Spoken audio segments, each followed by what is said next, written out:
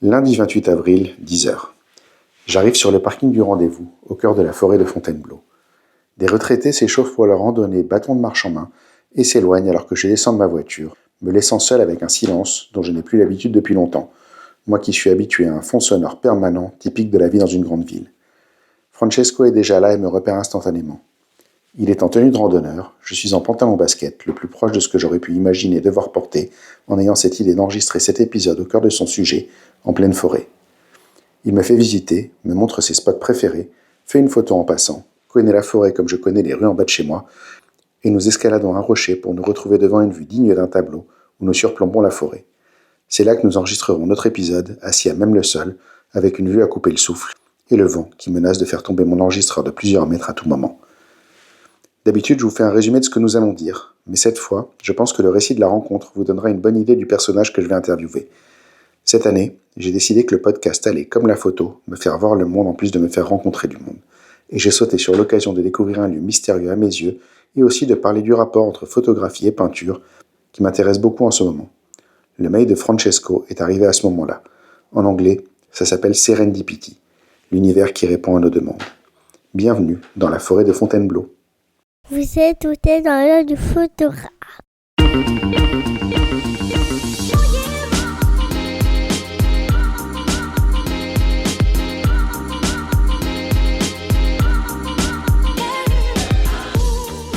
Bienvenue dans ce podcast par un photographe sur un photographe pour les photographes. Je suis Julien Pasternak et aujourd'hui, je vous emmène dans l'œil de Francesco Carovillano. Merci Julien. Bonjour. Bonjour, merci Julien d'avoir fait la route jusqu'ici. Merci à toi de me recevoir chez toi. Alors, on va préciser aux gens ce que c'est chez toi.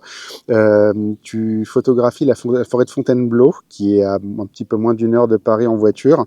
Et quand on a préparé cet épisode, je me suis dit, tiens, ce serait chouette d'aller dans la nature faire cette interview, donc directement dans la forêt que tu photographies, qui est la raison pour laquelle je te rencontre aujourd'hui. Et je l'ai dit souvent ces derniers temps, j'ai pas mal enregistré dans des cafés, j'ai envie d'aller à la rencontre des gens, j'ai envie de sortir de ma zone de confort. Là, je pense qu'on peut dire que tu m'as bien sorti de ma zone de confort, parce qu'on n'est pas seulement allé dans la forêt de Fontainebleau, on est dans les hauteurs, on a escaladé des rochers, j'avais tout mon matos dans un sac à dos. D'habitude, j'ai tout dans un petit sac à la main.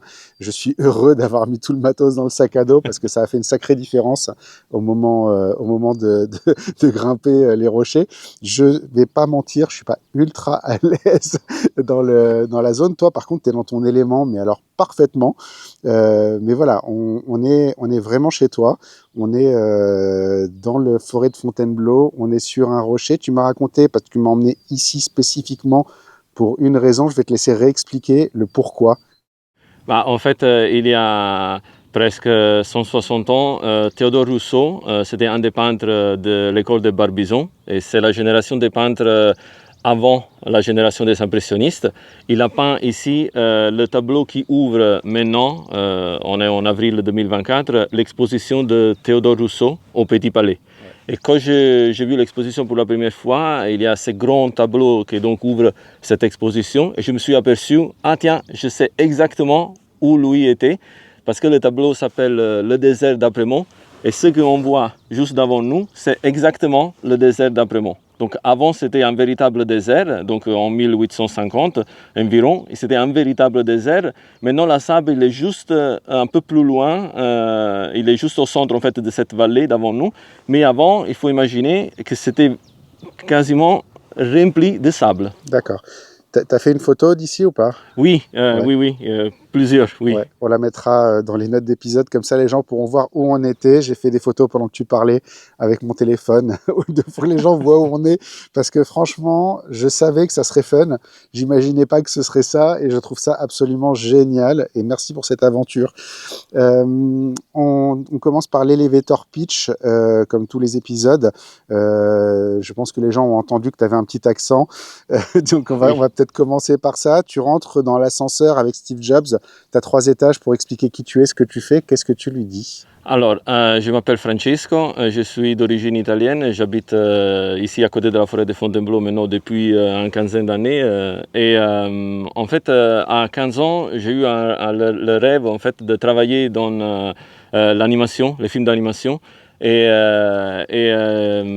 j'ai eu l'opportunité de rencontrer le chef de l'entreprise plus importante en Italie de dessin animé, qui a regardé mes animations et il m'a dit alors si tu fais ça, parce que comme ça tes parents ils te disent que tu es un génie, c'est excellent. Mais si tu veux le faire professionnellement, il faut que tu changes complètement ta façon de travailler et de tout faire en fait. C'est complètement autre chose. Et après 2 ans, il m'a embauché. Lui, il ne se souvenait plus de cette rencontre qu'on avait eue. Moi, j'avais 17 ans au moment de cette première rencontre. D'accord. Il ne t'avait pas engagé au moment où il t'a fait ce feedback, il t'a engagé 2 ans après. Ouais. Oui, moi j'avais 17 ans quand je l'avais rencontré et quand j'avais 19 ans, il m'a embauché dans sa société et en fait ça c'était un moment où j'avais un désir et j'ai compris que ma façon de faire en tant qu'ado, avant c'était pas excellent et donc je devais changer tout pour adhérer à un standard de qualité de l'industrie en fait. Et le fait qu'après lui il m'a embauché, m'a donné envie en fait de continuer à travailler, d'améliorer tout ça. Après 10 ans de travail dans l'animation, j'ai découvert la photographie et j'ai travaillé pour les successifs 10 ans en tant que photographe de paysage pour des clientes. Et maintenant, après 10 ans encore, j'ai découvert la forêt de Fontainebleau et je passe pratiquement tout mon temps à créer des projets personnels à travers cette forêt ici. Ça, on va y revenir un petit peu plus loin. Juste, j'ai relevé dans un des textes de ton livre que tu travailles 2 mois par an maintenant pour financer le reste, donc les 10 mois autres dans la forêt de Fontainebleau.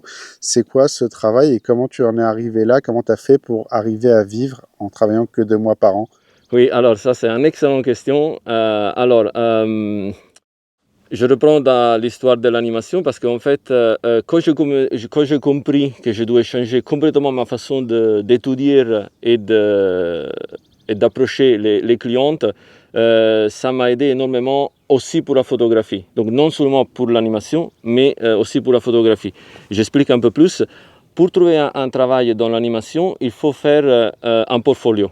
Ce qu'on appelle un démo reel. En fait, c'est un ensemble de toutes les animations que nous on a fait. Ouais. On le met un après l'autre et on fait une vidéo de 2 ou 3 minutes environ. Et on voit ça chez les sociétés avec lesquelles on voudrait travailler. Si le téléphone sonne, si personne nous appelle, excellent. Sinon, tu n'as jamais de réponse. La réponse est non. S'il n'y a pas de réponse, la réponse est non. Et donc, il faut continuer à travailler.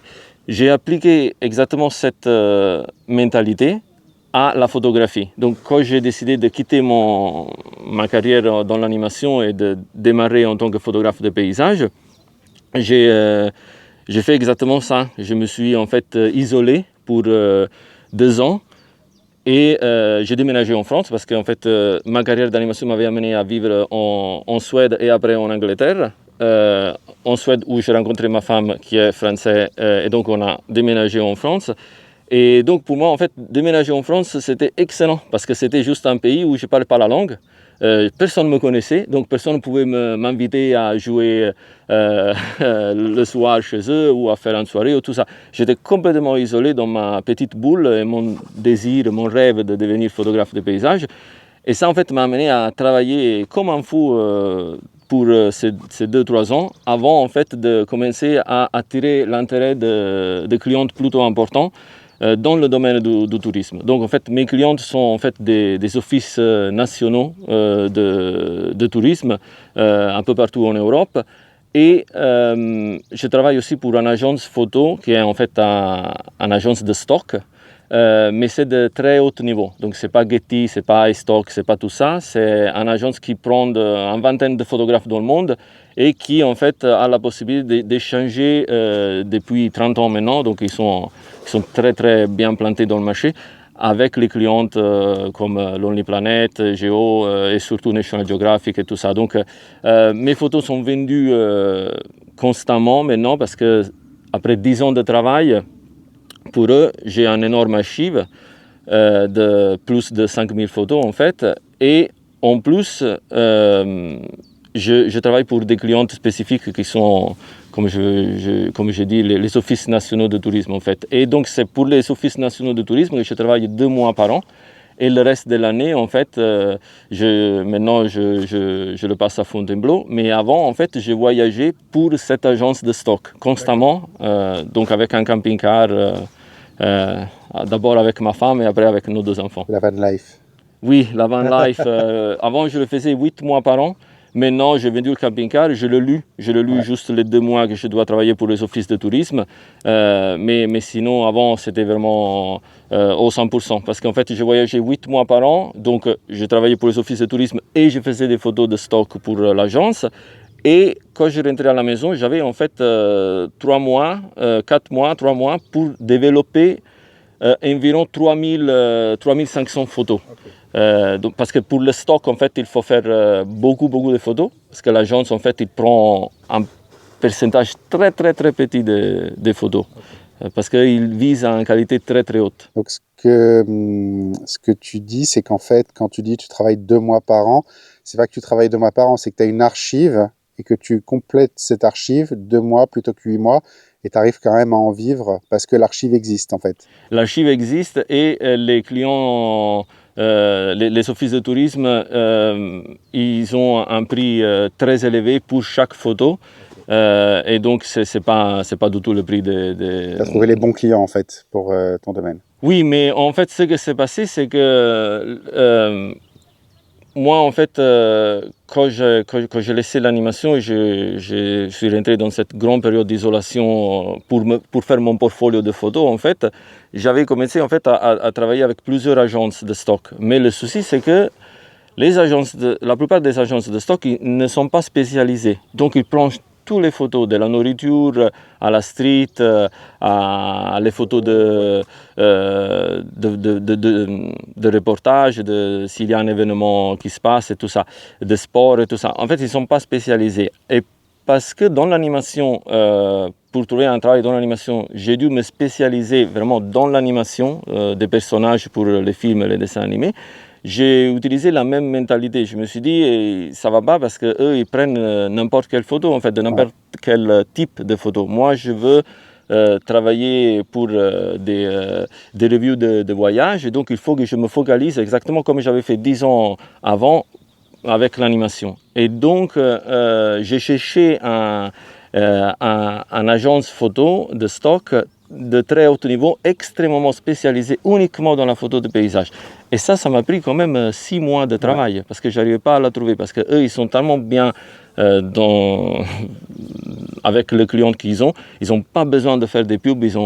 Personne ne les connaît en fait. Mais en fait, à la fin, quand je les ai trouvés, c'était un excellent chose parce qu'en fait, je voyais que si avant les autres agences, ils prenaient la plupart des photos que j'envoyais, comme Getty et tout ça, ils prenaient beaucoup des images. Cette autre agence, sur un voyage où j'envoyais, je ne sais pas, 300 photos que j'avais déjà beaucoup présélectionnées, eux, ils prenaient 4. D'accord. Donc, quand tu vois le résultat de 4 photos sur 300 et tu as quand même fait un voyage, ce cas-là, c'était au Maroc, et je voyager partout au Maroc avec une voiture et tout ça pour plusieurs semaines, je me suis dit ça va pas marcher parce que tu as le coût du voyage et après en fait comment tu fais à vivre avec tu fais un voyage comme ça et tu as 4 photos dans l'agence, c'est vraiment pas possible. Et donc en fait petit à petit j'ai véritablement étudié pour beaucoup de temps les photos des autres photographes que cette agence représente. Et donc, en étudiant qu'est-ce qu'ils ont fait, qu'est-ce qu'ils ont cherché de représenter à travers cette photo, pourquoi cette photo a fait la couverture de ce magasin.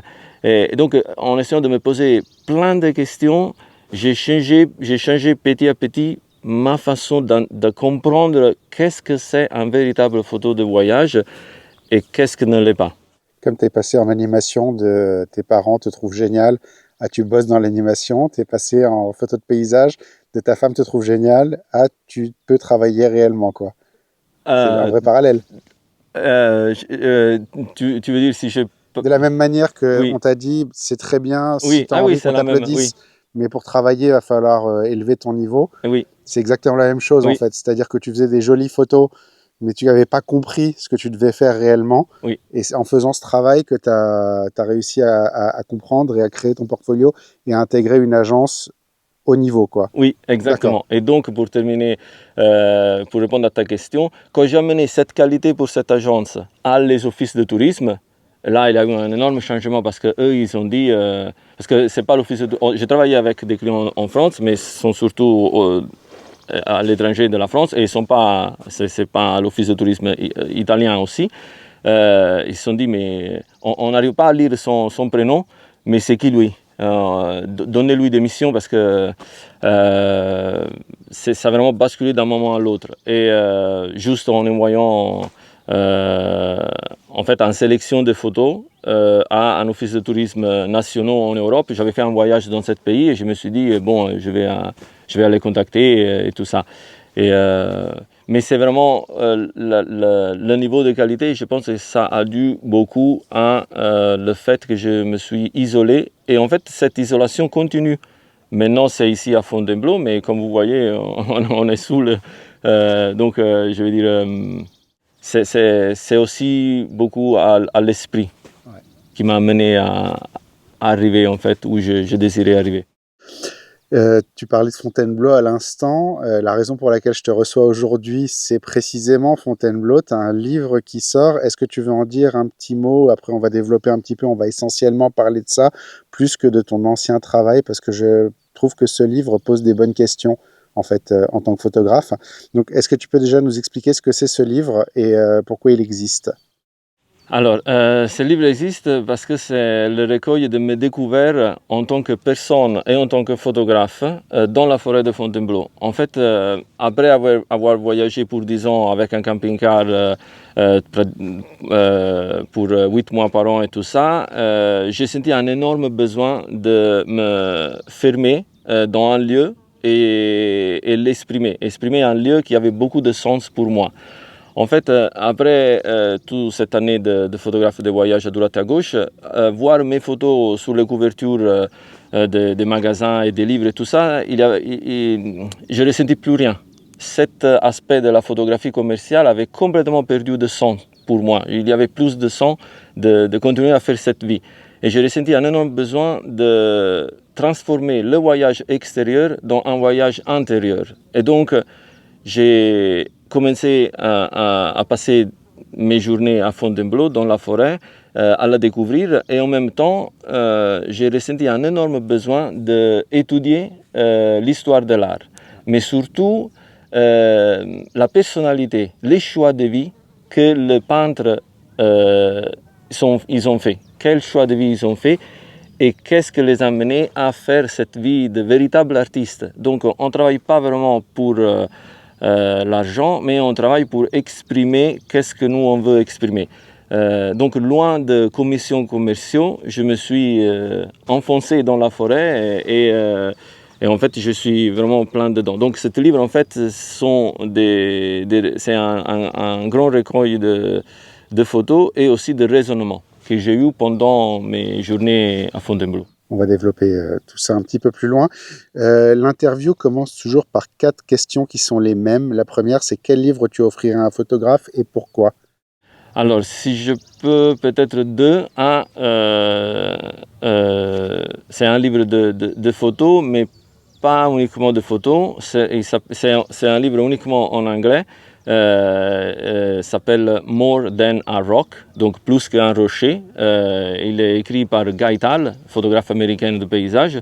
Lui, en fait, il a une approche très philosophique à la photo. Si, par exemple, dans mes textes, moi, j'ai une approche qui part de l'histoire de l'art, où je m'inspire, en fait, des peintres, et après, je développe des raisonnements modernes à travers la photographie et mes expériences comme photographe. Lui, en fait, il part de la philosophie et les philosophes, surtout ce qu'eux, ils ont à dire sur l'art. Et donc, en fait, le livre, c'est une collection d'images, mais il y a 30 essais sur l'art, la photographie et la nature. C'est un livre vraiment magnifique. Et donc, je le conseille à tous les photographes, n'importe quel domaine de photographie vous faites, parce que en fait, ça ouvre la porte à vraiment une nouvelle façon de regarder pourquoi on crée des images et qu'est-ce que c'est qui nous a amené dans notre vie à nous rapprocher à la création des images à travers la photographie. Le deuxième livre, c'est un livre de peinture. Il s'appelle, je pense que celui-là aussi, c'est que en anglais. Il s'appelle Pioneering Modern Painting, Cézanne et Pissarro. Et c'est écrit par l'arrière-petit-fils de Camille Pissarro, donc le peintre impressionniste. Et en fait, le livre est magnifique parce que, je ne sais pas si vous savez ça, Julien, mais en fait, Cézanne et Pissarro, ils ont carrément travaillé, donc peint côte à côte pour 20 ans de leur vie. Ils ont eu cette grande amitié. Nonostante il y avait, je pense, 8 ans qui les écartaient. Cézanne était plus petit de 8 ans. Ils ont eu cette énorme amitié qui les a amenés en fait, à travailler côte à côte, non seulement à Fontainebleau, mais surtout dans le nord de Paris. Et en fait, le livre, c'est encore une fois un recueil de toute cette expérience qu'eux, ils ont vécue ensemble et de beaucoup d'écrits et de lettres qu'eux, ils se sont envoyés. Et on peut voir aussi, donc non seulement leurs deux raisonnements, leurs deux façons d'analyser qu'est-ce que c'est la peinture, qu'est-ce que c'est une bonne composition, qu'est-ce que c'est un bon sujet photographique, mais aussi leur approche à comment on gère les influences d'autres artistes, comment on peut interpréter une scène qu'on voit d'une autre façon. Et aussi, on peut voir les tableaux qu'ils ont faits côte à côte. Donc on peut voir en fait la même scène, mais interprétée d'une façon complètement différente. Et après, bien évidemment, il y a toute l'histoire de l'art qu'eux-mêmes ont eu qui a été écrit par eux-mêmes. Donc toutes les difficultés qu'eux, ils ont eues en tant qu'artistes pour se faire reconnaître dans l'établissement de l'Académie artistique française de Beaux-Arts et tout ça. Et c'est vraiment magnifique parce qu'en fait, ça nous fait vraiment comprendre que le génie ou le talent, ça n'existe pas vraiment. C'était des gens qui avaient une énorme envie de travailler, de continuer. Et tous les deux, ils sont arrivés à dire pratiquement la même phrase vers la fin du livre. On peut lire que tous les deux, ils ont fait le même raisonnement. Par exemple, Cézanne avait dit, c'est sûrement à 40 ans, je croyais d'avoir compris, et les deux peintres, ils ont commencé à peindre vers 20 ans. Hein. Donc, ils disaient tous les deux, à 40 ans, j'ai compris j'ai commencé à comprendre un peu comment faire de vrais tableaux. À 50 ans, j'ai commencé à comprendre un peu plus, et maintenant que j'ai 60 ans, maintenant je commence à avoir un peu moins d'incertitude. Donc on se rend vraiment compte que c'est vraiment une quête vers la découverte de soi-même à travers l'art, et c'est vraiment cet esprit en fait, et j'essaye aussi de traduire dans mes journées à Fontainebleau et tout ça, sans avoir de soucis de me dire ah oui, il faut absolument arriver tout de suite à créer quelque chose de beau. Non, en fait, non, c'est vraiment une quête, mais la quête démarre en introspection. Joli. C'est un beau premier parallèle avec la photo et la peinture, justement. Ça va être une question un petit peu plus loin. C'est quoi être créatif ? Alors, c'est peut-être accepter les défauts, nos défauts, et accueillir les fois qu'on se trompe. Et essayer donc de mettre cette nouvelle compréhension de nous-mêmes autour de nos défauts, des choses qu'on a totalement ratées, vers les prochaines créations. Je pense qu'il y a beaucoup de ça. Après, l'être créatif, je pense que ce n'est pas uniquement dans la photographie ou la peinture, c'est surtout un état d'esprit, je dirais, dans le sens que pour moi, c'est aussi comment nous on organise notre vie autour de ce que est important pour nous. Et avec tout ça, avec une tranquillité de base et avec la quête de qu'est-ce qui a du sens pour nous, qu'est-ce qu'il est vraiment chargé de sens pour nous, on peut essayer d'être créatif en fait. Donc c'est en partie priorisé en fait. Oui. Ok. Qu'est-ce qui te fait déclencher? La composition de l'image, en vision, quand j'ai une vision en photo que je veux faire, c'est ça qui me fait déclencher. En fait, moi, après des années, après 10 ans dans l'animation, où en fait, avant d'animer le personnage, l'animateur a aussi à charge la composition du cadrage. Bien évidemment, il y a un storyboard, mais l'animateur doit traduire ce dessin dans l'espace 3D. Moi, je travaille dans l'animation 3D. Et donc, en fait, le cadrage est presque complètement refait par l'animateur. Ce désir de cadrer des scènes, des environnements, c'est ça en fait qui m'a amené à la photographie. Mais j'ai compris ça après 8 ans dans la photographie, parce qu'au début en fait,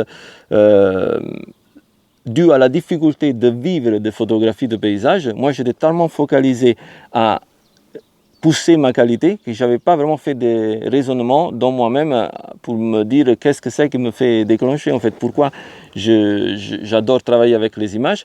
Et après 8 ans dans la photo, j'ai compris que oui, effectivement, c'est pas vraiment par rapport à la photo elle-même, donc à l'appareil photo et tout ça, parce que je donne aucune importance à l'aspect matérialiste de la photographie, mais en fait, c'est le plaisir que j'ai et que je sens pendant le processus créatif quand je suis en train de cadrer une image. Moi, je pourrais rester des heures, et je le fais, et parfois vraiment des heures à me poser plein de questions sur comment mieux interpréter cette scène par rapport à ce que je sens maintenant que je suis devant à elle.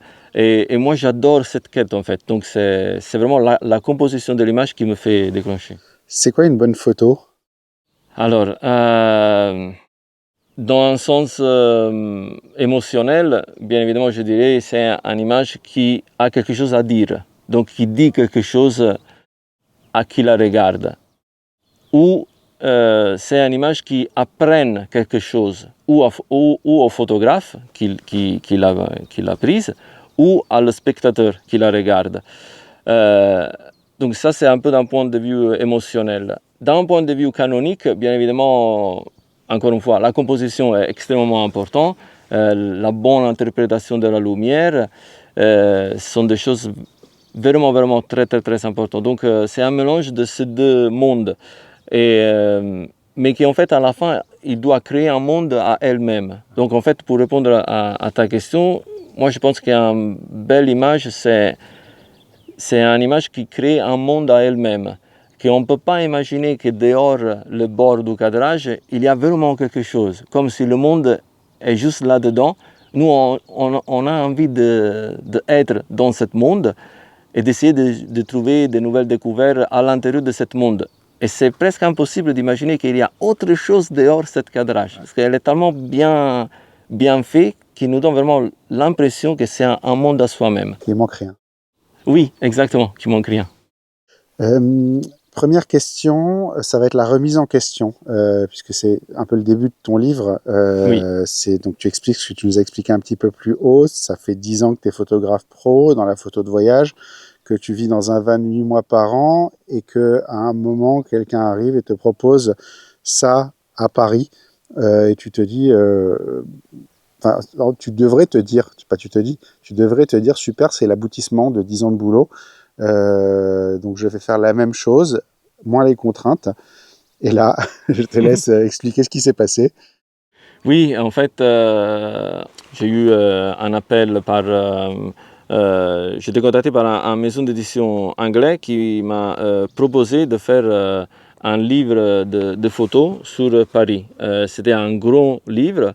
Et eux, il existe encore la maison d'édition, ils sont vraiment bien connus en Angleterre parce qu'en fait, ils ont photographié tout l'Angleterre. Et donc, c'était un moment où ils sortaient un peu de l'Angleterre et ils avaient envie de faire un livre sur Paris. Et donc, au début, j'étais extrêmement content parce que ça n'arrive pas tout le temps d'avoir une maison d'édition qui te cherche et qui veut absolument te proposer ce boulot. Et donc, j'avais accepté. Après, il y a eu tout de suite le confinement en avril 2024, mais parce que j'avais cette... 2020, pardon. Oui, 2020, pardon. Mais parce que j'avais ce travail à faire, j'avais un permis. Donc, je me promenais à Paris tout seul et tout ça dans ma voiture. Et donc j'avais aussi cette possibilité de faire des choses dans un moment où personne en fait pouvait sortir chez eux. Mais nonobstant tout ça, après 6 mois de travail sur ce livre, je me suis rendu compte que c'était pas du tout ce que je voulais faire. En fait, c'était ce que j'aurais dû faire si j'étais quelqu'un attaché à gagner plus d'argent ou avoir une autorité beaucoup plus élevée, parce que bien évidemment, ce livre m'aura propulsé à une notoriété beaucoup plus grande. Mais à la fin, en fait, j'ai décidé de quitter ce boulot, cette mission, et de me concentrer ici à Fontainebleau. En fait, je me suis demandé qu'est-ce que c'est que je veux vraiment faire. Est-ce que je veux vraiment passer les prochains 5 ans ou 7 ans, que c'est le temps minimum en fait pour faire un livre de cette taille-là, ou je veux créer quelque chose que je désire fortement et que je veux vraiment exprimer à travers l'image. Donc loin d'un contexte commercial où j'ai un cahier de choses à remplir, mais des choses que je veux faire pour moi-même et avec l'espoir lointain de un jour créer un livre sur mes propres expériences dans le lieu qui est chargé, qui est plus chargé de sens pour moi. J'aime bien cette idée de nouveau départ en fait au moment où c'est pas évident. Moi j'ai passé, enfin je pense qu'on a tous ce passage-là vers une dizaine d'années de professionnalisme où on commence à remettre un petit peu en cause tout ce qu'on a fait jusqu'à maintenant parce qu'on l'a fait que pour l'argent et pas pour l'art, alors que la photo démarre toujours par l'art d'une manière ou d'une autre. Mais c'est vrai qu'on a tous cette idée du succès qui est faut que j'arrive à en vivre, et au moment où tu arrives à en vivre, tu te rends compte que c'était peut-être pas ça qui te poussait en fait. C'était juste un moyen de continuer. Oui, de continuer à le faire. Oui, de continuer. Parce que bien évidemment, le premier souci, c'est que comment je peux faire ça, que j'adore énormément, toute ma journée et tout mon temps. Bien évidemment, c'est de résoudre le souci économique. Une fois que le souci économique est géré, et on a une certaine tranquillité parce qu'on sait qu'il y a des clientes qui, en tout cas, chaque année, vont nous donner plusieurs missions et ça va combler en fait nos besoins, les besoins de notre famille. On peut en fait aller au-delà, mais c'est aussi parce que je pense que voir mes photos sur les couvertures et travailler avec des journaux renommés et tout ça, et des offices de tourisme surtout, ça m'a fait évoluer au-delà de l'approbation commerciale, du succès commercial en fait. Et j'ai vu en fait que oui, c'est bien, mais il y a beaucoup plus au-delà de tout ça. Qu'au début on ne peut pas voir parce qu'on a ce souci de comment je peux arriver à faire ça tout le temps en fait. Et donc on a besoin de résoudre le souci économique. Mais après on découvre qu'il y a beaucoup plus. C'est important de le dire comme ça parce que tu as des gens qui culpabilisent presque d'être partis dans le côté économique. C'est un métier artistique avec ce que ça implique comme perception du fait de gagner sa vie. Si tu vas dans certaines écoles très orientées artistiques, clairement tu te prostitues parce que tu acceptes de l'argent pour ton boulot. Je pense que c'est important aussi de remettre dans le contexte, de dire ok, tu as découvert la photo, faut que tu arrives à financer tout ça, faut que tu arrives à trouver un moyen de passer du temps à faire de la photo, et ce moyen, sauf si tu as beaucoup d'argent au départ, ben souvent c'est d'en vivre en fait, et c'est peut-être d'accepter que pendant un temps, le côté artistique peut prendre un petit peu un petit pas de côté, oui. Pour laisser la place à toi qui trouves un moyen de faire ça à temps plein en fait. Oui, c'est vrai. Mais je dois aussi dire que j'ai eu beaucoup de chance parce que, en fait, c'est exactement le moment où j'ai découvert que je voulais faire des photos expressives de projets personnels que j'ai eu la chance de pouvoir le faire. Ouais. Donc, en fait, je suis en train de dire que quand j'avais commencé de faire de la photo de paysage, mon but, c'était exactement d'avoir mes photos publiées à droite et à gauche.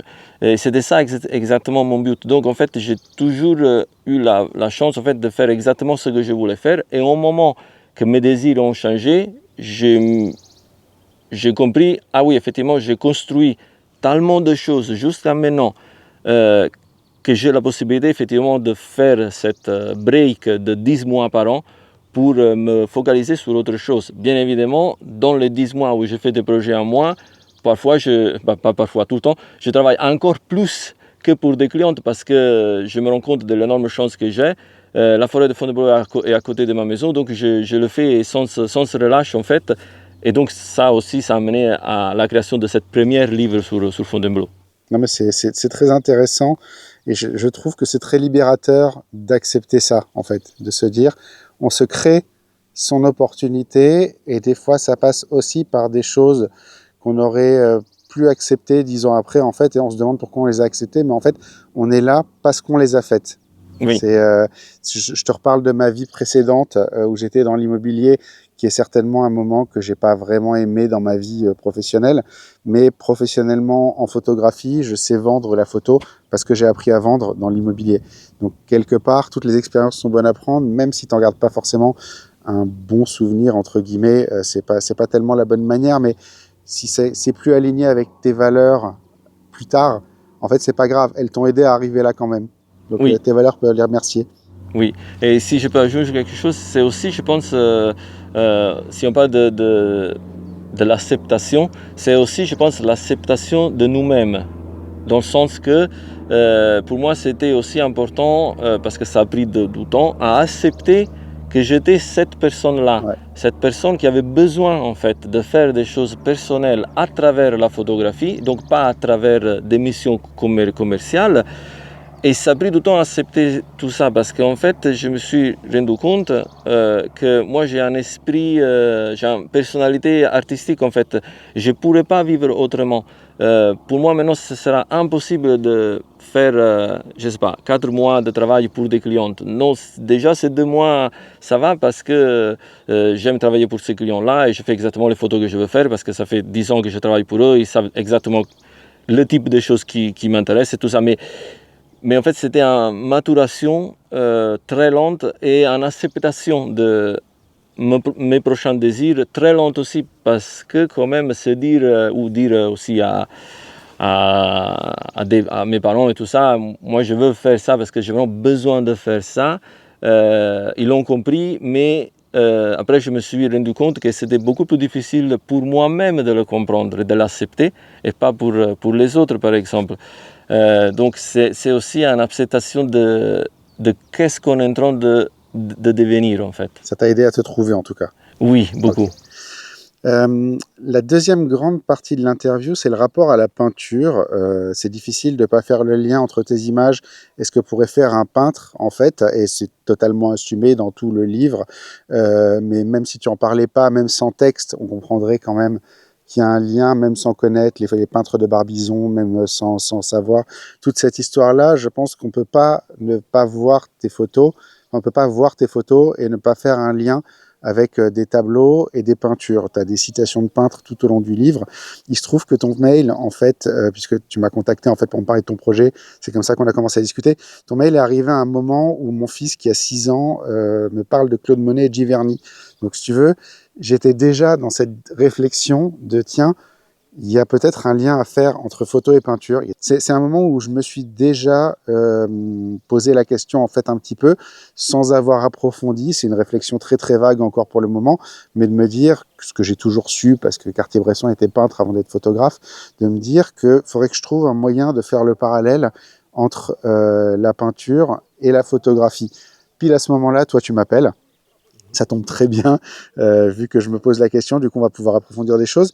Et du coup on va pouvoir voir un petit peu comment toi tu perçois ce que tu fais. On est toujours dans une forme de graphisme dans tes images, dans toutes tes images d'une manière générale. Là je parle de ton portfolio. T'as des thèmes très spécialisés dans ton portfolio, tu as des choses très près, tu as des choses plus éloignées, tu as vraiment une variété de choses qui se combinent beaucoup dans le projet de Fontainebleau, justement. C'est-à-dire là où tu vas tout très bien séparer les reflets, les détails, les plans larges, ça va être des albums séparés. Fontainebleau, c'est un mix de tout ça.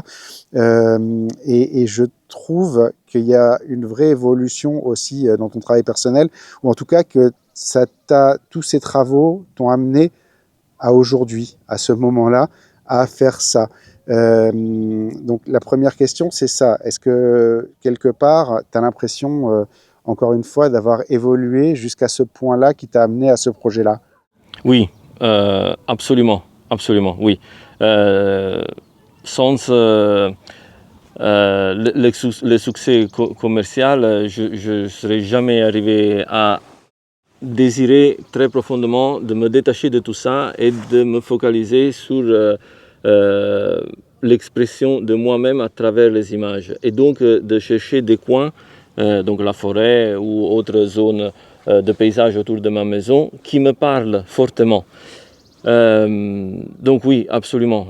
Ça sera été vraiment impossible d'avoir cette nouvelle compréhension de moi-même et de ce que je voulais faire sans avoir eu cette approbation commerciale par plusieurs clientes. Parce qu'au début, en tant que photographe, en tant que créative, on cherche cette approbation parce qu'on ne sait pas, en fait, on a des idées de qu'est-ce que c'est beau, de qu'est-ce qu'on voudrait faire, mais sans avoir cette approbation, c'est difficile de se lancer, sur des choses. Pardon? Tu as envie de plaire, en fait. Bah, c'est pas. Oui, mais c'est pas. Non, pour moi, en fait, c'était pas ça, parce qu'en fait, j'ai jamais utilisé les réseaux sociaux et tout ça.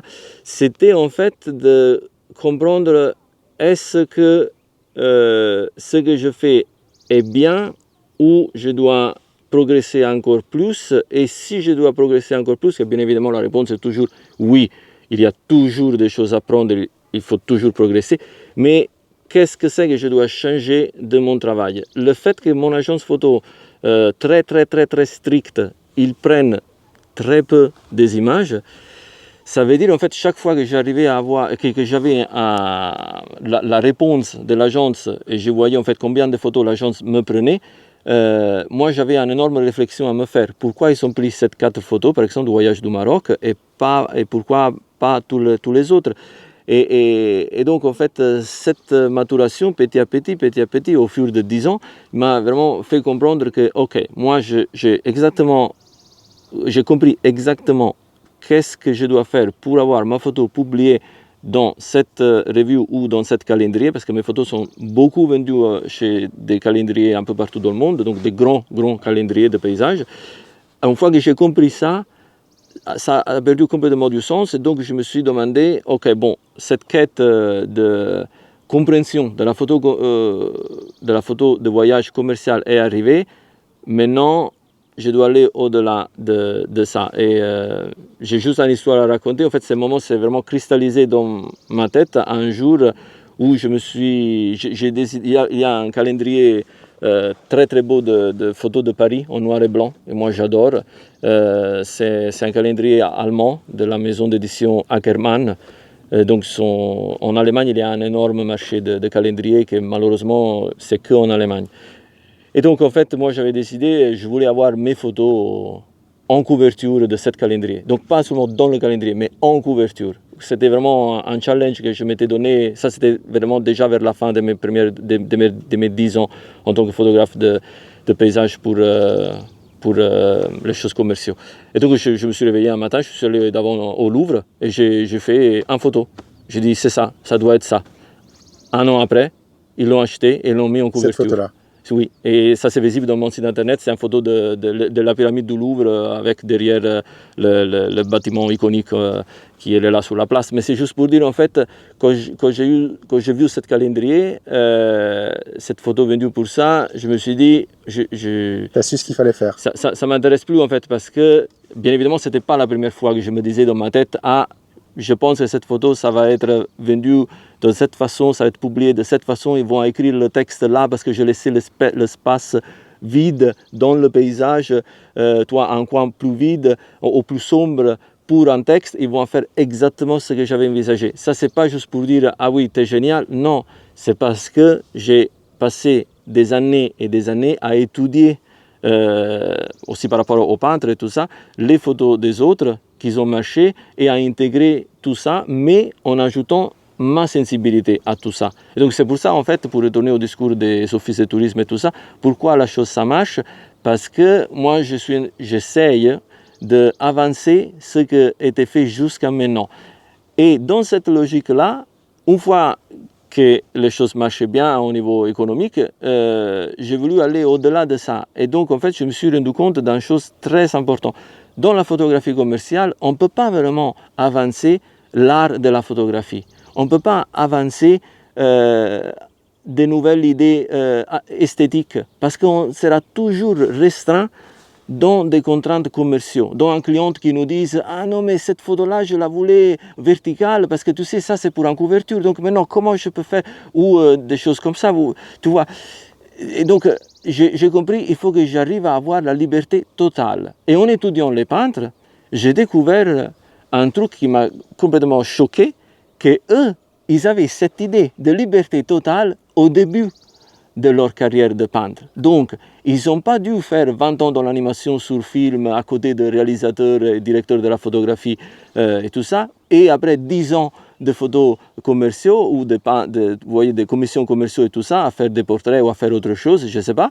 Non, ils ont choisi de faire le paysage tout de suite et de le faire dans leur façon pour imposer, littéralement imposer leur sensibilité artistique, leur art à les clientes. Ce qui ne veut pas dire que ça s'est fait tout de suite. Non, bien évidemment, non. Cézanne, tout le monde sait ça, je pense. Cézanne a eu en 1995 sa première exposition parce qu'il y avait Ambroise Vollard, c'était un marchand d'art qui était tombé amoureux de ces tableaux.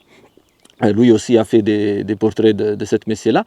Et lui, en fait, a promu Cézanne en tant qu'artiste. Donc ça c'est arrivé quand Cézanne avait 56 ans. Voilà. Et jusqu'à ce moment-là, Cézanne avait pratiquement un salaire qui lui était donné par son père.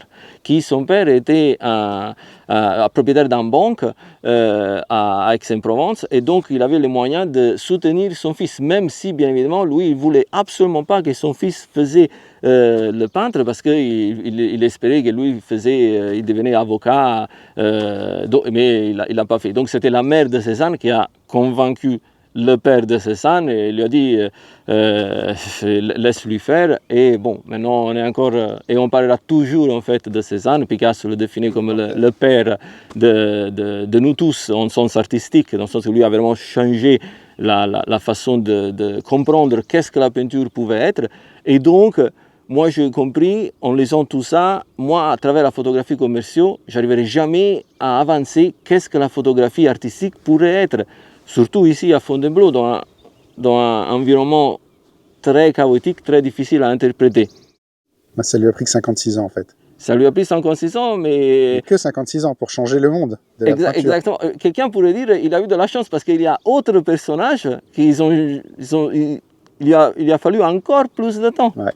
Non, mais c'est intéressant de voir qu'il a été fidèle à ses idées pendant très longtemps. Et en fait, aujourd'hui, on te dit Cézanne, toi, c'est succès instantané comme Instagram où on voit que la chose qui a marché. Mais non. On voit pas 56 ans de galère avant, quoi. C'est ça qui est intéressant. Est-ce que tu as déconstruit ce qui fait un bon tableau pour composer tes images? Si je prends ce que moi j'ai repéré, c'est les formes, les répétitions de formes, la palette de couleurs qui est relativement limitée quand même. Je pense que c'est ton sujet qui fait ça, mais que tu l'exploites quand même bien. Tu as une utilisation parcimonieuse de la lumière, c'est-à-dire qu'il y a des fois où c'est ton sujet, mais des fois où c'est pas du tout ton sujet, alors qu'à mon sens, moi je ne chercherai quasiment que la lumière ici, et je pense que ce paysage-là, il n'y a pas de lumière dessus, moi je ne saurais pas forcément comment le prendre de cette manière-là, alors que de la lumière qui tape sur les rochers, c'est facile, c'est pas facile, mais c'est plus évident pour moi, tu vois. Est-ce que tu as déconstruit ce qui fait un bon tableau pour composer tes images? Est-ce que tu as une recette que tu peux nous donner? Oui, alors pour moi, c'est ne pas chercher la beauté dans le sujet, mais essayer de plonger le spectateur dans l'image. Et donc, si on suit ce raisonnement-là, on ne cherche pas vraiment un beau arbre ou une belle série de rochers, mais on cherche en fait une scène qui nous permet de véritablement nous plonger dans l'image, de nous perdre dans cette image, un peu comme je disais avant, de nous perdre dans un monde à elle-même, donc de rentrer dans un nouvel monde. Et donc, pour moi, en fait, c'est pas important la météo. Ce que je cherche, c'est en harmonie, en simplicité et aussi un bon balancement du cadrage. Donc harmonie, simplicité et bon balancement, Et cadrage équilibré. et cadrage équilibré. Oui, mais dans un sens vraiment de non seulement en essayant d'analyser l'image comme un balançoire, et voir si les éléments ils se contrebalancent entre eux, mais aussi au niveau vraiment des taches de couleurs et de tout ça. Donc quelque chose vraiment qui nous attire à rentrer dans cette image, sans essayer de comprendre c'est où que le photographe veut que nous on regarde. Tu n'essaies pas de montrer que c'est beau, tu essaies de l'amener les gens à découvrir par eux-mêmes que c'est beau en fait. Oui, c'est un peu ça. Parce que par exemple, dans la cinématographie, moi j'ai étudié cinématographie et animation avant de travailler en tant qu'animateur. Si on regarde un film, chaque scène, il est en fait façonné pour nous guider vers un point précis de l'image. Et dans la photographie à Fontainebleau, moi ce que je cherche à faire, c'est un peu l'opposé en fait. C'est de suggérer peut-être où je voudrais que la personne regarde, mais c'est surtout de la plonger dans l'image sans se donner un guide fort qu'on doit absolument suivre. Donc c'est peut-être ça que les peintres en fait m'ont aidé énormément à créer des images vraiment intimes, dans le sens qu'ils viennent de l'intérieur de moi, ce que j'essaie de photographier, de communiquer, mais aussi intime dans le sens que je cherche une scène intime dans la forêt. Je ne sais pas si tu as remarqué, il n'y a jamais le ciel. Et donc, et maintenant que je suis en train de travailler sur le deuxième livre, je continue à photographier de cette façon-là, même si, bien évidemment, le deuxième livre est différent du premier, donc il y aura un aspect graphique et esthétique différent du premier. Mais cette façon de chercher le paysage intime et donc en fait de capturer en fraction du paysage global, vraiment juste en fraction, juste en partie, et de me focaliser sur ça, ça restera toujours dans mes photos à Fontainebleau, parce qu'en fait c'est ça que je cherche, de plonger la personne dans l'image. Tu parles, tu dis il n'y a jamais le ciel dans mes photos. Ça a créé une hésitation sur moi quand on est arrivé ici. Tu as vu, j'ai pris mon téléphone, j'ai fait une photo du paysage et j'ai fait ce que je fais d'habitude, un tiers le ciel, un tiers le paysage et un tiers une ligne où les rochers proches de nous, quoi. Et en fait, j'ai hésité et j'ai baissé mon téléphone et j'ai dégagé le ciel. Je ne l'ai pas totalement dégagé, je n'ai pas osé, mais tu vois, tu as créé ce doute, tu as créé cette question. Je n'ai pas appelé ça un doute, je vais appeler ça une question, mais c'est vrai que c'était pas... j'ai eu, à un moment, je m'en suis rendu compte sans m'en rendre compte, tu sais, où j'ai baissé le truc, j'ai dit est-ce que je mets le ciel, est-ce que je mets pas le ciel? Je n'ai pas tout de suite réalisé que c'était ça, mais en fait, je crois que c'est ça. Le thème suivant, c'est quelque chose que quiconque écoute régulièrement le podcast connaît, l'affection que j'ai pour cette idée-là, c'est le projet au long cours, c'est le projet au coin de la rue, ce qui est littéralement ton cas. On est au coin de ta rue, dans la forêt de Fontainebleau, et ce que j'aime bien dans ces projets-là, en fait, c'est la répétition, c'est le fait de revenir sans cesse, c'est le fait de réessayer. On est arrivé dans la forêt, on a marché un petit peu pour arriver sur les rochers où on est en train d'enregistrer. Et toi, tu t'es arrêté à un endroit, tu m'as dit cet endroit, regarde, c'est cette photo, et tu en as refait une. Et tu m'as dit, la dernière fois que je suis venu, il n'y avait pas les couleurs de l'automne qui restaient, il n'y avait pas ci, il n'y avait pas ça. Et en fait, tu refais certaines photos indéfiniment, un peu quelque part. C'est-à-dire qu'à chaque fois que tu reviens, j'imagine qu'il y a des photos que tu as fait 15, 20, 30 fois, ce qui me rappelle un projet que moi j'avais à faire, de faire tous les jours une nouvelle photo de la Tour Eiffel, puisqu'elle n'est pas très loin de chez moi, tu vois. Et en fait, à un moment, tu es obligé de réfléchir à faire autrement et différemment. La question que ça pose, c'est qu'est-ce qu'on apprend à refaire sans cesse là ou les mêmes photos? Alors, il y a un côté émotionnel, je dirais, parce que en fait, pour moi, c'est une conversation avec des amis. Je suis en train littéralement de rencontrer encore une fois cette scène-là, cette série de rochers, cet arbre-là. Et pour moi, en fait, ils sont devenus des véritables amis dans ma vie. Et au point que, en fait, moi, je ne cherche pas d'avoir ces lieux dans l'histoire de ma vie. Moi, j'essaye, en fait, de rentrer dans leur histoire. Ouais. Et donc, de le rencontrer souvent et de continuer à avoir cette conversation avec eux et cette étude de la nature. Je fais un exemple, exactement cette scène que je t'ai montrée lorsqu'on arrivait ici, dans la forêt, je l'ai photographiée en plein automne, où tout ce que tu as vu, c'était vraiment un mélange de rouge, orange et jaune. Magnifique. Mais cette photo-là, je ne l'ai pas mis dans le livre. Parce que je préfère la photo que j'avais faite vers la fin de l'été, où tout était vert. Parce que pour moi, en fait, ça représentait vraiment ce que je voulais transmettre quand j'avais vu la première fois cette scène-là. Je l'avais découvert la première fois en hiver, donc je voyais que les rochers et les arbres. Par terre, il n'y avait pas les fougères qui parfois ils peuvent arriver à 2 mètres. Donc parfois, ils vraiment peuvent monter beaucoup. Et j'avais imaginé en fait avec des grands fougères qui arrivaient vers le bas de l'image et remplissaient tout le premier plan. Et donc, en fait, c'était ça que je voulais capturer. Mais nonobstant ça, nonobstant je l'ai fait et elle est dans le livre, je continue à y retourner parce que chaque fois, je vois des choses différentes. Donc, dans un sens esthétique vraiment, et aussi pour voir comment va mon ami, en fait. Comment il va?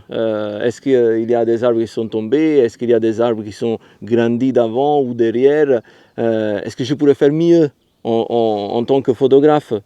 Je me souviens, en fait, j'avais photographié cette scène 2 fois, et la 3e fois, donc cette fois-là en automne, j'avais découvert un autre point de vue. Je ne sais pas si vous vous souvenez, quand on est arrivé, je vous ai dit, vous pouvez regarder entre ces 2 arbres, ou sinon vous vous baissez à gauche de cet arbre-là, vous pouvez regarder là.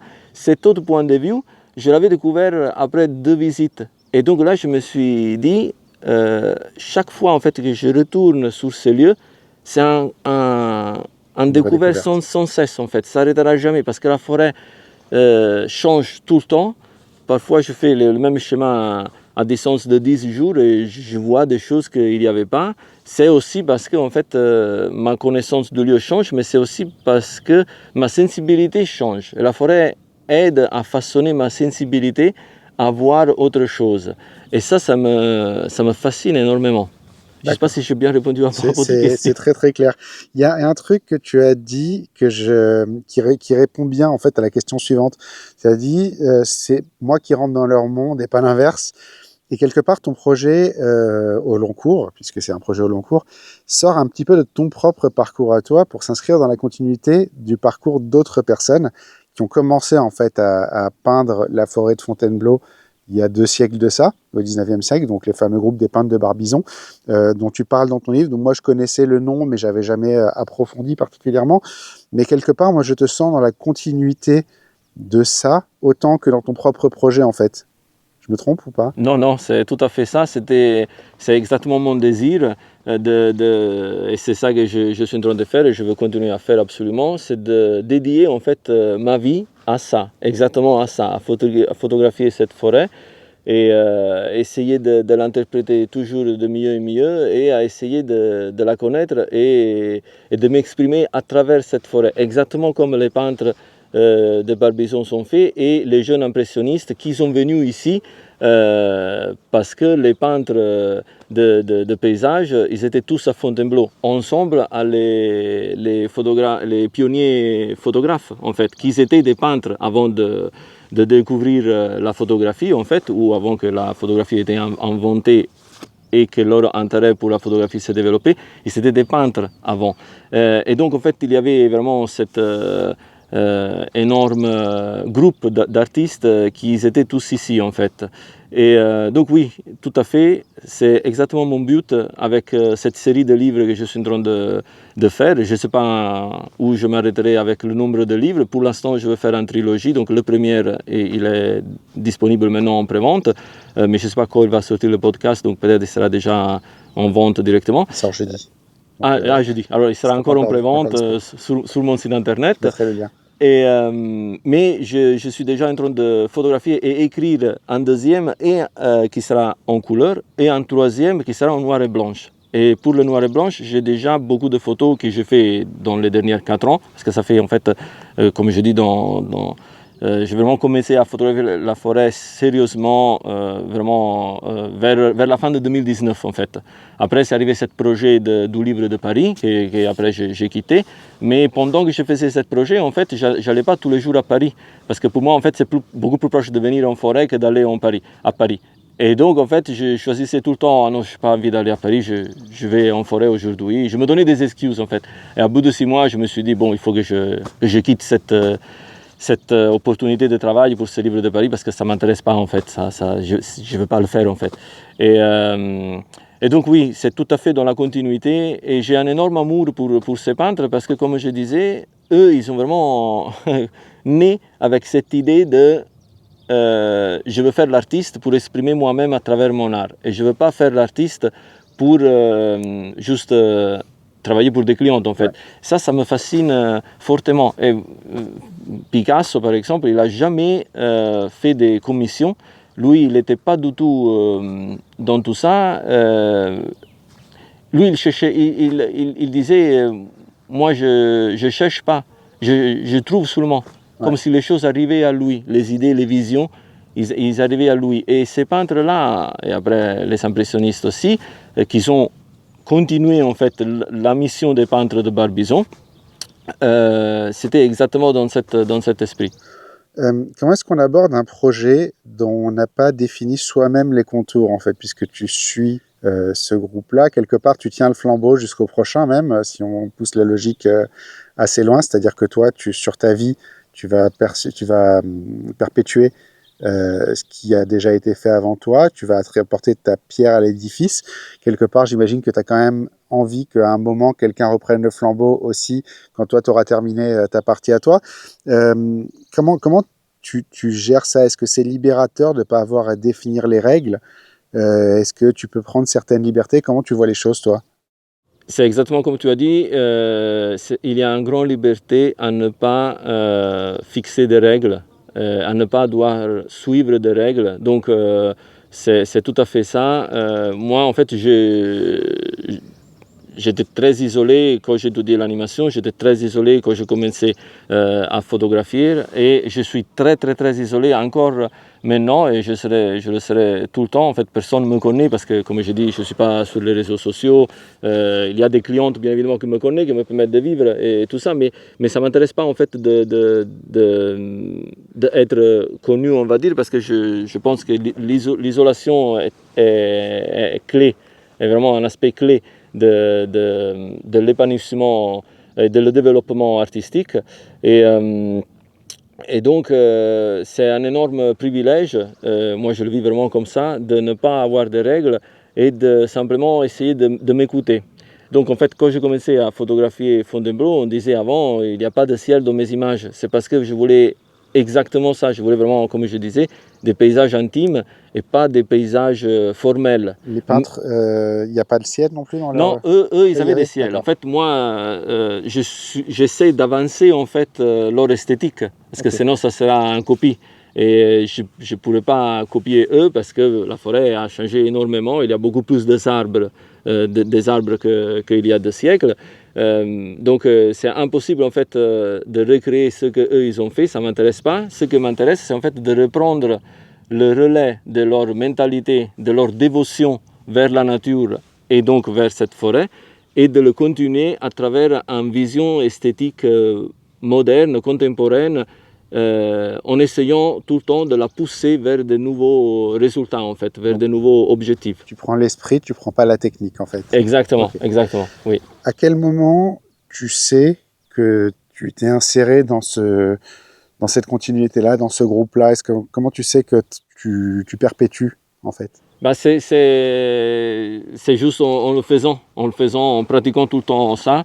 Je sens que je suis en train de créer un énorme archive sur Fontainebleau.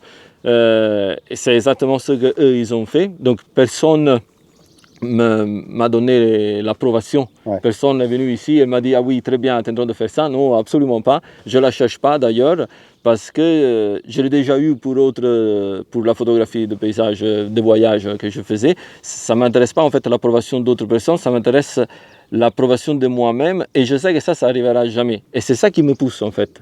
Parce que je sais que c'est une quête, c'est vraiment une véritable quête de toute ma vie, d'essayer de photographier cette forêt toujours mieux et essayer de pousser en fait qu'est-ce que ça peut être la photographie de nature. C'est ça en fait qui me pousse, c'est vraiment cette quête. Donc je ne sais pas si je suis dans la continuité, c'est une ambition en fait, comme j'écris dans le livre, c'est vraiment une ambition de moi de rentrer dans cette continuité.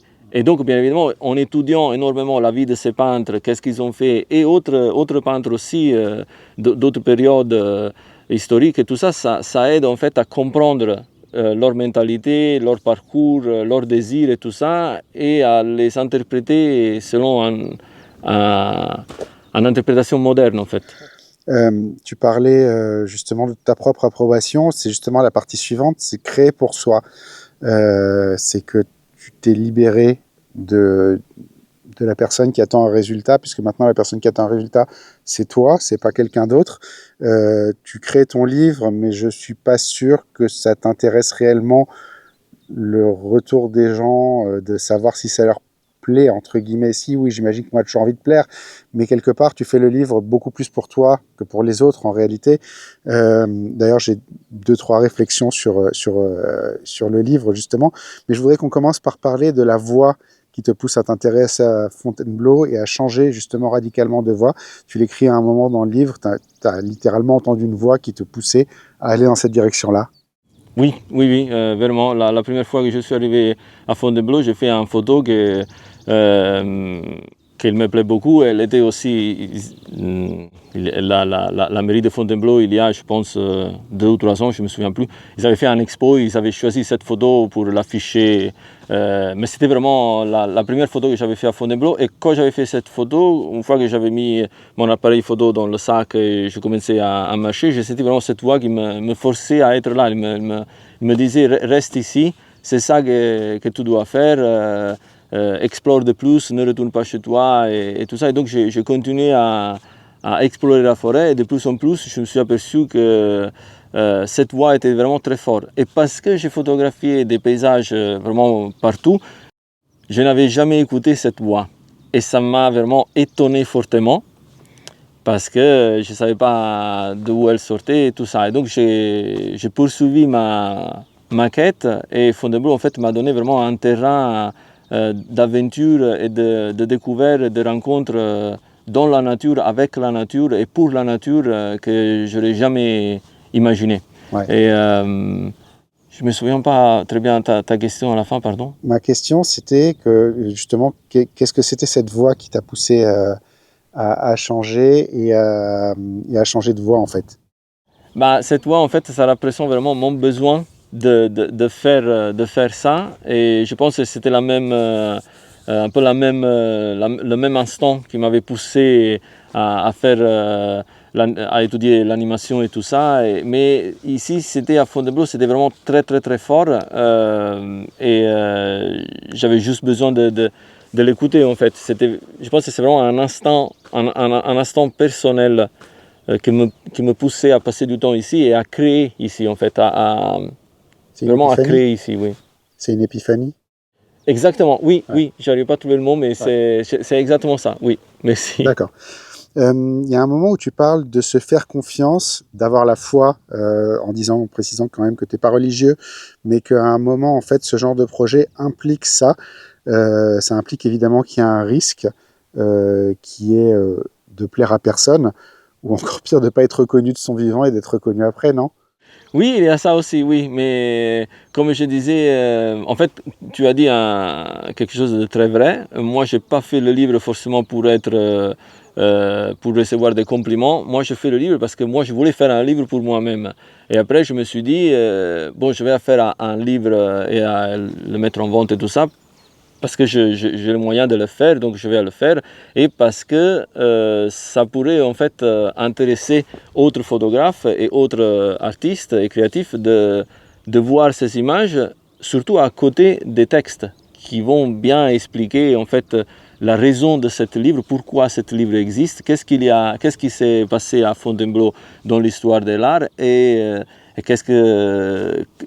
comment en fait elle est la forêt maintenant dans un sens esthétique en fait, à quoi elle ressemble et à quoi la forêt pourrait ressembler à travers des photographies modernes en fait, à travers des photos.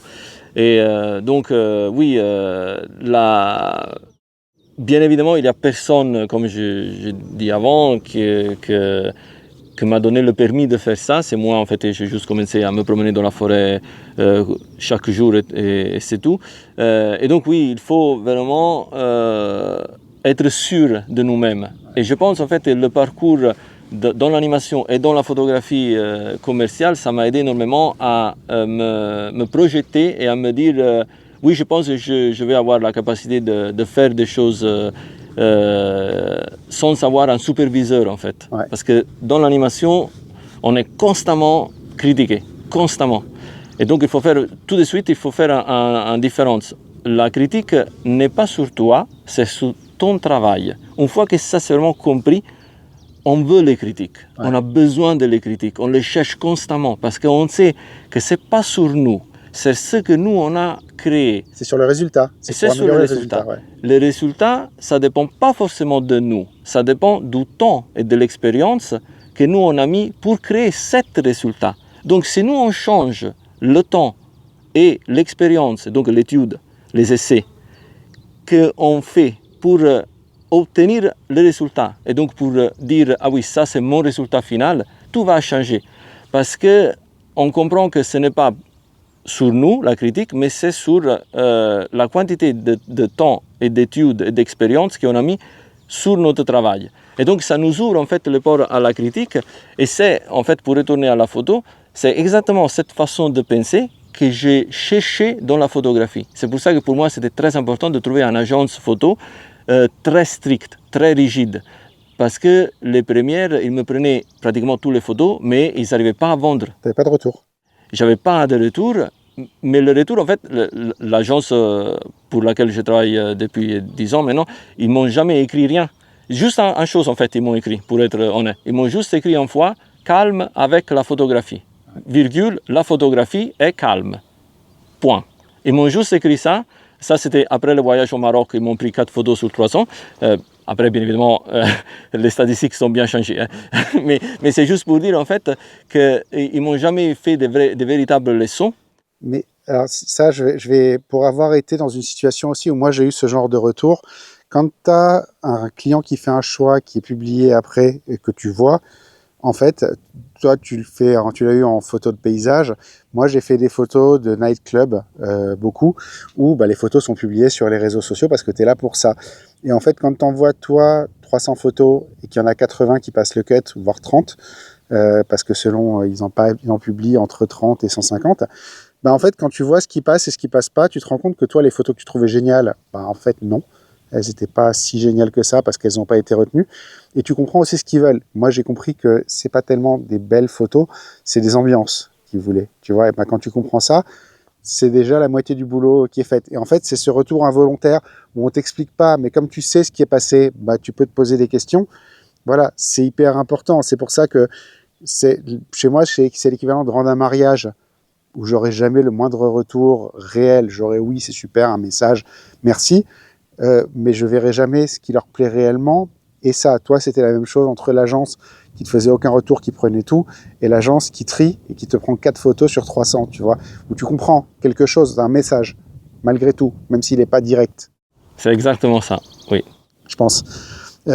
Au final, en fait, ce que tu dis, c'est qu'il faut suivre le fil de ses idées sans se laisser dicter quoi faire par les autres. C'est ça le message final. Mais bien évidemment, on ne peut pas démarrer en photographie et nous dire je suis un génie, je vais faire tout seul et je m'en fiche de jugement des autres. Il faut créer un parcours, il faut vivre des expériences et il faut aussi parfois avoir des petits succès pour être sûr que nous, on est en train de nous former nous-mêmes et donc d'avoir un niveau de compréhension de qu'est-ce que c'est une belle image, une belle photo qui, comme tu as dit, peut vraiment communiquer en ambiance, en atmosphère. Et après, comme ça, on peut progresser. Donc, il faut faire des expériences, il faut faire des essais pour après regarder derrière et nous dire oui, effectivement, j'ai fait ça, ça, ça et ça. Maintenant, je voudrais prendre cette autre direction.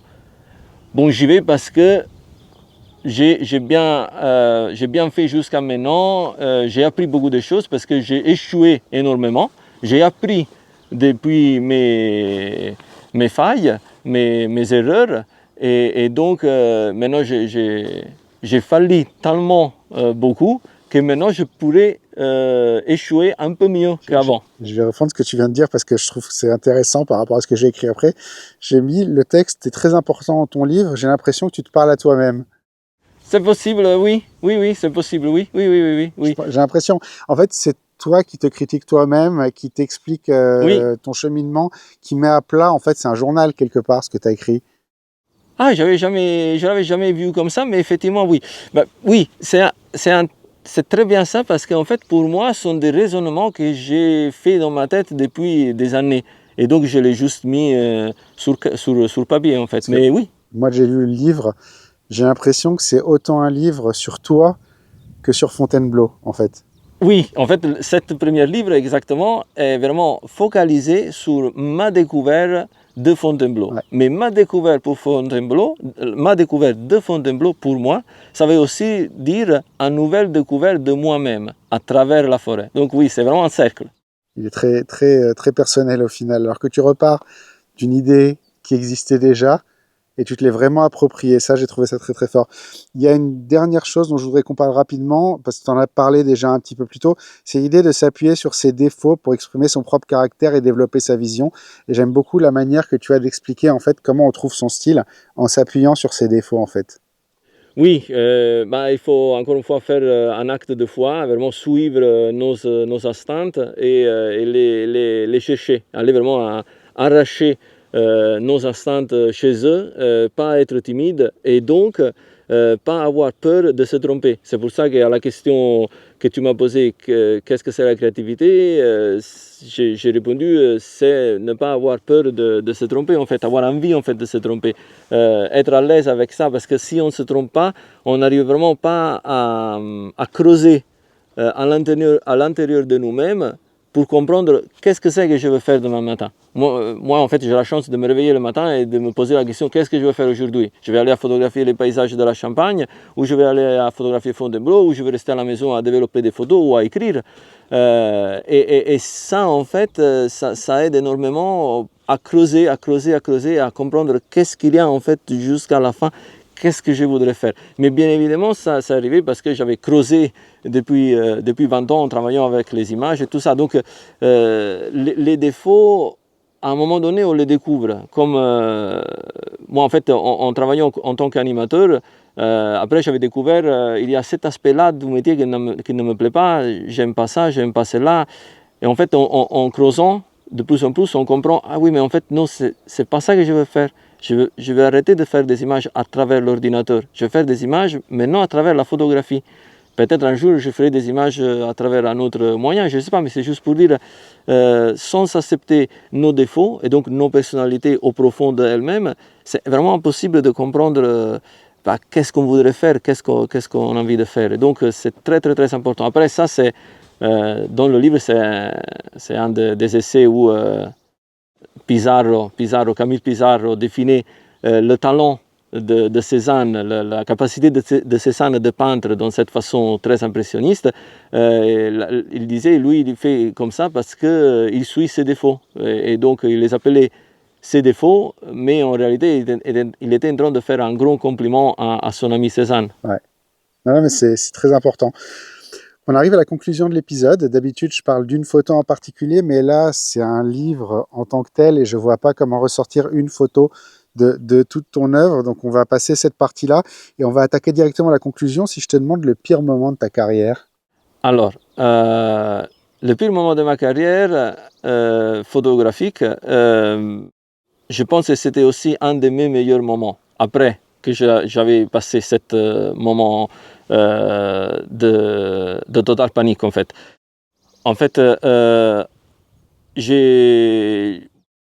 moi, j'ai commencé à faire de la photo en 2012. Et j'ai trouvé l'agence de stock pour laquelle je continue à travailler maintenant en 2014, en février 2014. En février 2014, moi j'avais déjà décidé de faire ce voyage au Maroc et après l'agence avait pris 4 photos et tout ça sur 300. Mais après ce voyage au Maroc, moi j'avais signé avec eux en février, au début de février. À la fin de février, je suis allé faire ce voyage au Maroc et eux, ils m'ont écrit, quand j'ai envoyé cette photo du Maroc, ils m'ont dit, bon, si tu veux, nous on a un projet à New York, tu peux aller à New York, on a loué un appartement pour nos photographes. Eux, ils représentent une vingtaine de photographes dans le monde. Tu peux aller là quand tu veux, depuis mars et août 2014. Donc, on était en février. Donc, j'ai dit, OK, oui, c'est parfait, je vais. Et en tout cas, l'appartement était là, donc je ne devais pas payer tout ça. Et là, j'ai eu une expérience vraiment incroyable dans le sens négatif du mot. Parce qu'en fait, moi, j'avais demandé à l'agence, moi j'admirais énormément un photographe qui s'appelle Richard James Taylor. Il travaille pour National Geographic, il fait vraiment des choses magnifiques et il travaille notamment bien évidemment pour cette agence-là. Moi j'adorais en fait ces photos, moi j'avais passé des jours, des nuits à étudier ces images et tout ça, je voulais absolument le rencontrer. Et donc j'ai demandé à l'agence c'est quand que Richard va là à New York parce que je veux aller avec lui. Donc je vais là avec lui et tout ça, mais je suis en fait tombé dans un moment où il y avait d'autres photographes avant lui. Donc en fait, moi je suis resté 3 semaines, Richard est resté là juste la dernière semaine où j'étais là. Donc les 2 semaines d'avant, moi j'étais avec un autre groupe de photographes que je connaissais leurs photos parce que je les voyais publiées à droite à gauche et sur l'archive de l'agence aussi, mais je ne les connaissais pas forcément beaucoup. Donc en fait, à la fin de ma première semaine où j'ai commencé à faire des photos à New York et tout ça, un soir, j'ai montré mes images à cette photographe. C'était une dame qui avait beaucoup d'expérience, avait publié déjà partout dans le monde et tout ça. Et elle me regarde mes photos et exactement comme m'avait dit le chef de l'entreprise d'animation quand j'avais 17 ans, elle me regarde, elle me dit, écoute, si ça c'était une école, si ça c'était un workshop, parfait, nickel, 20 sur 20, excellent. Tu peux être content. Mais ça, c'est pas une école. Ça, c'est pas un workshop. Tu n'es pas ici pour apprendre. Tu es ici pour faire des photos qui vont sur les couvertures des journaux et tout ça. C'est autre chose. C'est vraiment autre chose. Et j'étais vraiment dévasté parce que ça m'avait ramené à ce moment, quand j'avais 17 ans, que je voulais fortement faire l'animation et j'arrivais pas et c'était compliqué et personne ne pouvait m'aider. Et tous les livres que j'achetais en Italie, ils étaient en anglais, donc je devais traduire, apprendre la langue et tout ça. Bon, c'était... Et donc, le lendemain, je me suis retrouvé sur cette planche, ce siège à Central Park, et j'ai vraiment réfléchi.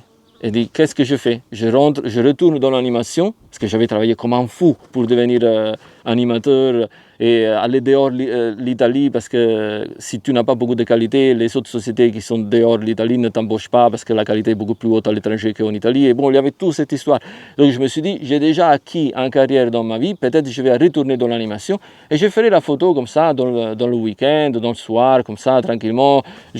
Avec l'animation, en fait, tu peux choisir un peu quand tu es bon, tu peux choisir un peu où tu veux vivre parce qu'il y a des sociétés partout dans le monde. Donc tu peux chercher des sociétés qui... Moi j'avais imaginé, je peux aller, je sais pas, vivre en Finlande, en Norvège, en Suède. J'avais déjà vécu en Suède en plus en tant qu'animateur. Donc je me suis dit, je pourrais retourner là et tout ça. J'habitais déjà en France à ce moment-là parce que moi j'ai déménagé en France en 2012 parce que ma femme a eu un changement de carrière.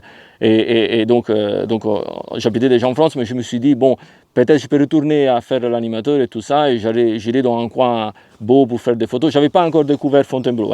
Fontainebleau, c'était un découvert que je fais un peu plus tard. Et donc, je ne savais pas que j'habitais déjà à côté d'un coin extrêmement magnifique. Mais bon, en fait, j'avais toute cette réflexion et tout ça, et je me suis dit, bon, il faut que je change complètement ma façon de comprendre et faire la photographie.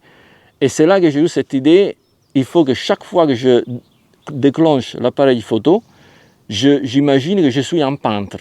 Et donc, je dois imaginer que la photo, elle ne se crée pas au moment où je déclenche le capteur, mais elle prendra des heures et des semaines et des mois à se faire. Et donc, il faut qu'avant que je prends la photo, je me pose beaucoup de questions. Qu'est-ce que je veux communiquer?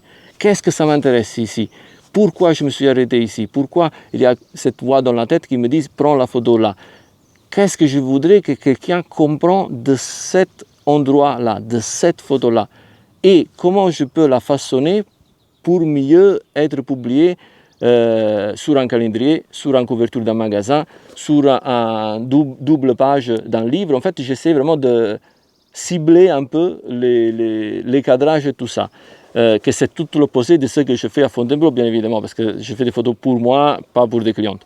Mais me forcer à avoir cet esprit de comment façonner ce que j'ai devant mes yeux dans une image qui peut véritablement communiquer quelque chose à des clientes et tout ça, ça m'a aidé énormément parce qu'en fait, je me suis dit, bon, elle ne va pas se faire dans un clic, elle va se faire pour plusieurs semaines de boulot, donc il faut que je me focalise, que je m'isole dans ma tête, même si à New York il y avait un bruit pas possible, bon, et je fais vraiment ce que je veux faire. Avoir la couverture de la guide touristique de Lonely Planet 4 ans après, c'était un succès énorme pour moi parce que c'était en fait la confirmation que, ah oui, effectivement, j'avais bien changé ma façon de voir la photo parce que ça donnait ce résultat-là. Et en fait, je me souviens que le groupe suivant des photographes, dont il y avait aussi cette Richard James Taylor que j'admire et j'admirais, après on est devenus amis, lui en fait il a vu la fin des photos que j'avais fait à New York, donc juste la dernière semaine, vraiment la fin, et il m'avait dit oui, non, t'inquiète pas, tu vas réussir, il faut que tu travailles comme un fou, parce que tu dois faire cette qualité-là, mais partout dans le monde. Tu dois vraiment vivre des photos, pas penser à faire autre chose, il faut juste faire ça, t'inquiète pas, il faut juste que tu fais ça, l'argent va arriver, parce qu'à ce moment-là, même s'il y avait déjà 2 ans que je faisais de la photo, j'ai gagné pratiquement zéro. À ce moment-là, il m'a dit, t'inquiète pas, tu as la qualité, il faut que tu fonces sur tout ça. Il avait pris des photos de ce que j'avais fait, il m'avait dit, ça va, c'est les prochains 25 non, ça va, les prochains 25 non, et tout ça, donc il m'avait fait comprendre un peu tout ça. Il m'avait dit, il faut que tu fasses cette qualité-là partout. Et ne te pose pas de questions, travaille pour les prochaines années, tu vas voir, ça va arriver. Tu as eu les deux retours en fait, c'est-à-dire tu as eu un retour dur, tu as eu un retour plus gentil, les deux te disaient la même chose en fait. Oui. Peut-être les deux t'ont poussé différemment. Oui, mais c'est surtout ce changement d'imaginer qu'un photographe pouvait se focaliser autant qu'un peintre, en fait, sur seulement une image à la fois. Ça m'a vraiment déclenché, il m'a fait comprendre, bah oui, c'est ça c'est exactement comme ça que les peintres faisaient. Ils se posaient énormément de questions, ils faisaient beaucoup de croquis avant de vraiment se mettre à faire le tableau et tout ça. C'est ce changement d'esprit aussi, oui. Tu as appris à te concentrer sur une seule image plutôt que sur la vingtaine ou la trentaine dont 19 ne servait à rien, quoi. Ben oui, ça m'a aidé vraiment à me poser dans l'esprit, à me poser beaucoup de questions pour essayer d'être à un niveau beaucoup supérieur de ce que je croyais être capable de faire, en fait, oui. Le meilleur moment, du coup, c'est le même ou c'est un autre? Non, le meilleur moment, je dirais que c'est un autre. C'était dans l'été de 2019. J'étais en train de faire... j'étais dans un projet pour un office de tourisme en Europe. C'était un énorme projet et je venais de le terminer. Et avec ma femme, j'étais avec ma femme et nos enfants, et on avait un fête, une réunion de famille de ma femme en Bretagne. Et moi, j'étais pratiquement vers les Pays-Bas. J'étais vers les Pays-Bas, entre les Pays-Bas et l'Allemagne. Oui, j'étais pratiquement en Allemagne, donc on devait vraiment faire le nord de la France. Et il y a une agence de marketing qui m'avait déjà appelé avant, mais j'avais toujours refusé leur travail parce que leur travail, c'était... en fait, ils m'appelaient quand j'étais sur le point de partir pour faire autre mission. Et donc je ne pouvais pas en fait accepter ça parce que je devais faire autre chose en fait pour autre cliente. Et à ce moment-là, j'étais libre dans le sens que j'avais terminé cette mission pour cet office de tourisme national et je devais exactement traverser la France. Et eux, ils avaient besoin d'un photographe pour faire une campagne publicitaire pour Bouygues Télécom.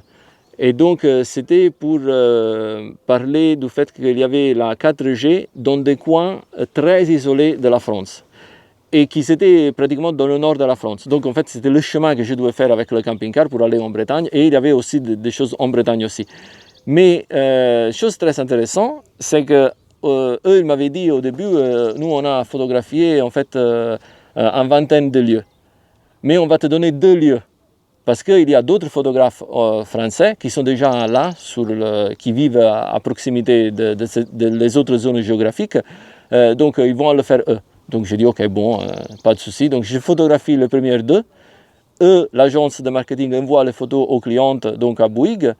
Et la réponse, c'était, oui, c'est excellent, donnez plus d'images à cette photographe-là. Donc, en fait, parce que les autres photographes, ils n'ont pas réussi à vraiment comprendre qu'est-ce qu'eux, ils devaient photographier, parce que le briefing, la description de ce que nous, on devait faire était très, très large. Vraiment très, très large. C'était presque impossible de comprendre qu'est-ce qu'ils voulaient, parce que eux, ils voulaient des coins très isolés. Ils ne devaient pas avoir rien de reconnaissable dans l'image, donc pas d'église, pas de village, pas de château, mais rien du tout. Et eux, ils avaient apparemment besoin de mettre beaucoup de texte sur chaque photo. Mais ils n'avaient pas montré aux photographes des maquettes pour nous faire comprendre qu'est-ce que vous cherchez en fait. Donc chaque photographe faisait vraiment tout et n'importe quoi, un peu comme moi. Mais moi, j'avais compris une chose, que je devais faire des images extrêmement simples. En fait, dans les images, la seule chose qu'ils ont dit, nous, on veut une personne ou 2 maximum dans le paysage qui est en train de faire une photo avec ou un portable, un smartphone, ou une tablette. Et c'est ça. Alors, ça, tout le monde l'a interprété comme d'une façon différente. Moi, parce que j'avais travaillé dans l'animation et j'avais travaillé à côté de superviseur, réalisateur et directeur de la photographie qui chaque jour me disait non, ça va pas, il faut que tu le fais un peu plus, mais t'as compris, non? Non, vraiment non. Mais non, mais oui, t'as compris, un peu plus comme ça, non? T'as compris, non? Non, j'ai pas compris. Donc, disons de ça, tu comprends qu'à la fin, c'est harmonie et simplicité. Ouais. Et c'est ça, harmonie et simplicité. Tout le reste sort de la fenêtre. Et donc, je me suis dit, il faut que je fasse des choses très simples avec beaucoup d'harmonie, que rien cloche. Il n'y a rien qui cloche en fait. Tout doit être harmonieux.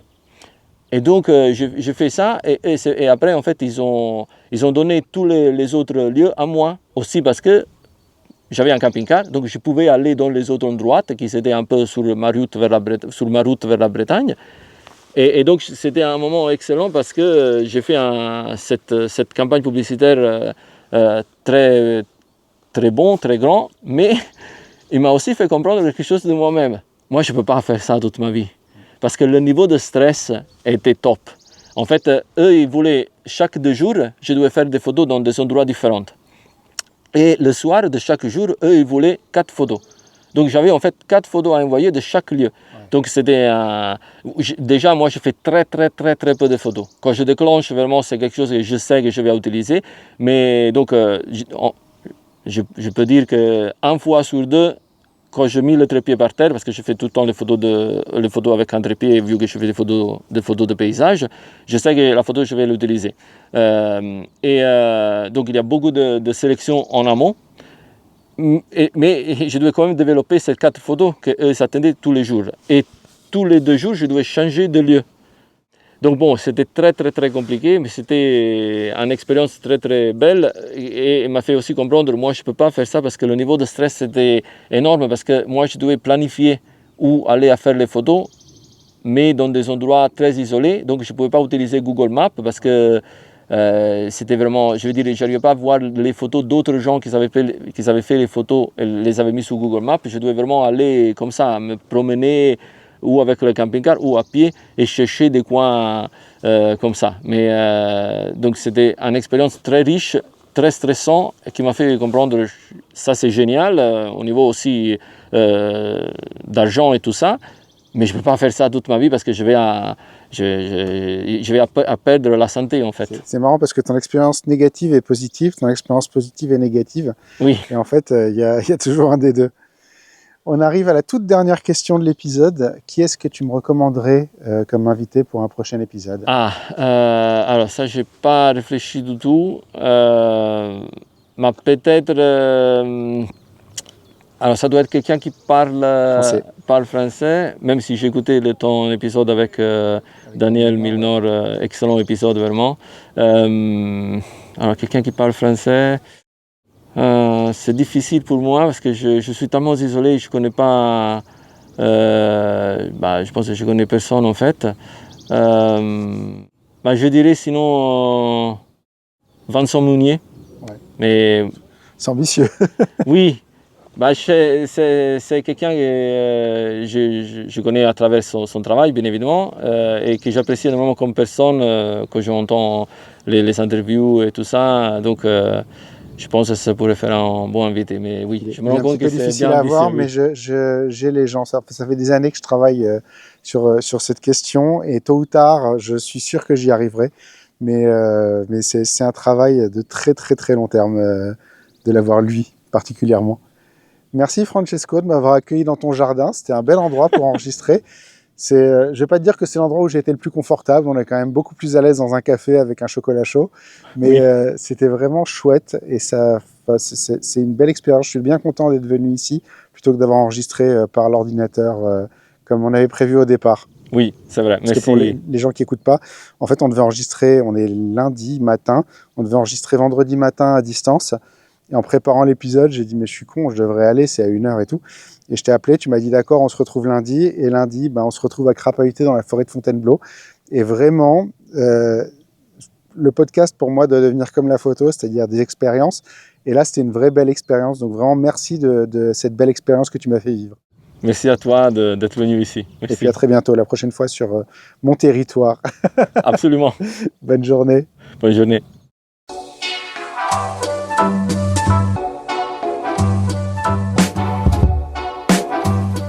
Merci d'avoir écouté cet épisode. N'oubliez pas de nous laisser une note et un commentaire sur Apple Podcast et Spotify pour nous aider à monter dans les classements.